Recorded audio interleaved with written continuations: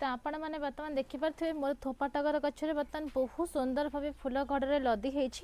बर्तमान जो पाग टिके चेंज होची जेहेतु मझे मझे वर्षा होची तो यही वर्षा फल थोपा टगर गछ जो पत्र अच्छी ना से किसी पोक सब लगे जाए।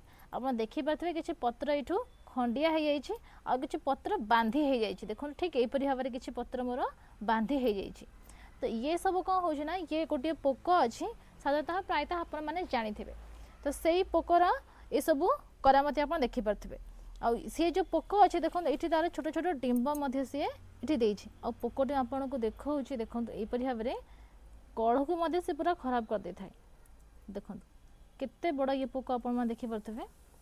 तो ये पोक कौन करे ना धीरे धीरे करके बहुत सारा हो जाए आमर पूरा गछटी को ये खराब कर दे था। तो ये आपन को किसी छोट छोट कम कर अच्छी तो से सब विषय आप सहित मुझे लंग वीडियो शेयर कर जो मैंने देखी ना जल्दी जल्दी क्लिक करके तले देखी नि।